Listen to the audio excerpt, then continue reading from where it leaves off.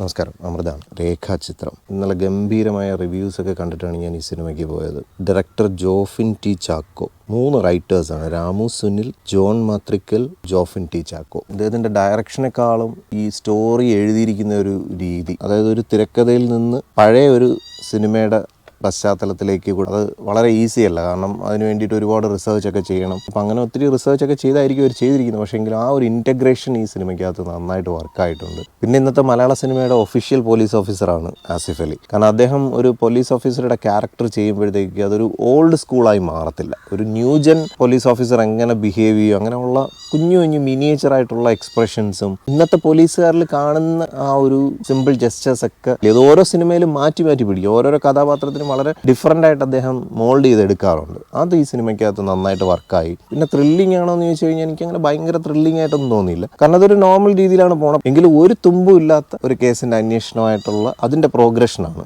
അപ്പോൾ അവിടെയാണ് പഴയൊരു സിനിമയായിട്ടുള്ള ഒരു ഇൻ്റഗ്രേഷനൊക്കെ വരുന്നത്. അത് ബ്യൂട്ടിഫുൾ ഈ സിനിമയ്ക്കകത്ത് റെൻഡർ ചെയ്തിട്ടുണ്ട്. ഈ സിനിമ തുടങ്ങി ആസിഫ് അലി അങ്ങോട്ട് ആ ക്യാരക്ടറിനെ കൊണ്ടുപോകുന്നതൊക്കെ ഭയങ്കര രസമുണ്ടായിരുന്നു. അവിടെയൊക്കെ നല്ലൊരു കണക്റ്റ് ഉണ്ടായിരുന്നു. പക്ഷേ എവിടേക്കോ ആസിഫ് അലിയുടെ ഒരു പ്രസൻസിൽ നിന്ന് സിനിമ മാറി പോകുമ്പോഴത്തേക്ക് എനിക്ക് എവിടെയൊക്കെയോ അത്ര ഒരു ഭയങ്കര കണക്റ്റ് ഒന്നും ഫീൽ ചെയ്തില്ല. ഈ കണക്റ്റ് ഫീൽ ചെയ്തില്ല എന്ന് ഞാൻ പറയാൻ കാരണം, ഇതിനകത്തുള്ള കേന്ദ്ര കഥാപാത്രത്തിന് വേണ്ടി നമുക്കും അദ്ദേഹത്തിൻ്റെ പിന്നിലുള്ള ഒരു ഹിസ്റ്ററി എന്താണ്, എന്തുകൊണ്ട് ഇങ്ങനെയൊക്കെ സംഭവിച്ചെന്ന് നമുക്ക് തോന്നണം. നമുക്കൊരു അർജി വരണം. ഒരു സിനിമ കണ്ടുകൊണ്ടിരിക്കുന്ന ഒരു പ്രേക്ഷകൻ എന്നുള്ള നിലയിൽ അതറിയാനുള്ള ആകാംക്ഷ അങ്ങനെ ഭയങ്കരമായിട്ട് ഈ സിനിമ ജനിപ്പിച്ചില്ല. അതെവിടെയൊക്കെയോ ആ ഒരു ഡയറക്ഷൻ്റെ വീക്ക്നെസ് പോലെയാണ് എനിക്ക് ഫീൽ ചെയ്തത്. പക്ഷേ എങ്കിൽ തിരക്കഥ ഗംഭീരമാണ്. അത് പല സിനിമകളിലും സംഭവിക്കുന്നതാണ്.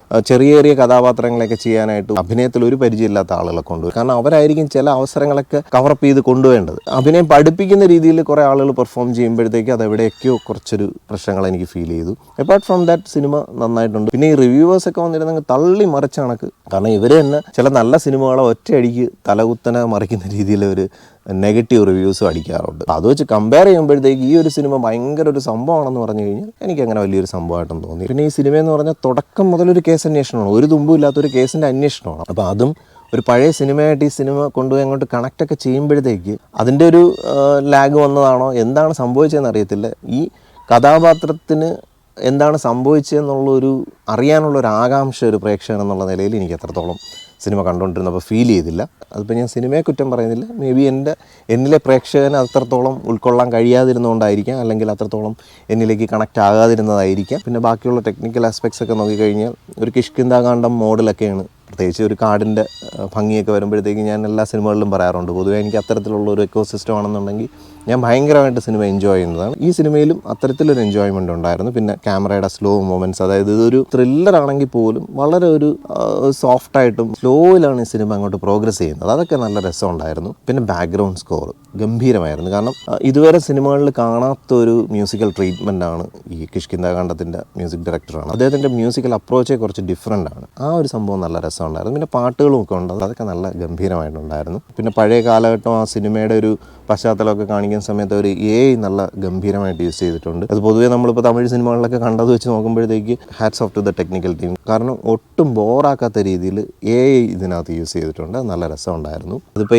ആണോ എന്ന് അറിയത്തില്ല, ചിലപ്പോൾ CG വെച്ചുള്ള പരിപാടിയായിരിക്കും. എന്നാലും നന്നായിട്ടത് വർക്കായിട്ടുണ്ട്. അപ്പോൾ എന്തായാലും സിനിമ എന്നിലെ പ്രേക്ഷകനെ ഒട്ടും നിരാശപ്പെടുത്തിയില്ല. അതുകൊണ്ട് തന്നെ ഞാൻ ഈ ഒരു മൂവിക്ക് ഔട്ട് ഓഫ് 10 8 റേറ്റ് ചെയ്യുന്നു, ബോത്ത് IMDb ആൻഡ് മൂവി ബുക്കിങ്ങിൽ. അപ്പോൾ എന്തായാലും ഇന്ന് ശങ്കറിൻ്റെ ഗെയിം ചേഞ്ചർ വന്നിട്ടുണ്ട്. രാം ചരണാണ് ഹീറോ. ഒരുപാട് പ്രതീക്ഷകളൊക്കെ ഉണ്ട്. ശങ്കറിനെ സംബന്ധിച്ചിടത്തോളം ഇന്ത്യൻ 2 ഏറ്റവും ഒരു വലിയ ആഘാതത്തിൽ നിന്നുള്ള തിരിച്ചുവരവാണ്. അത് ഗംഭീരമായിരിക്കുമെന്ന് പ്രതീക്ഷിക്കാം. അപ്പോൾ എന്തായാലും ആ സിനിമ കണ്ടിട്ട് അതിൻ്റെ വിശേഷമായിട്ട് നമുക്ക് വീണ്ടും കാണാം. Thank you for watching and thank you for supporting me.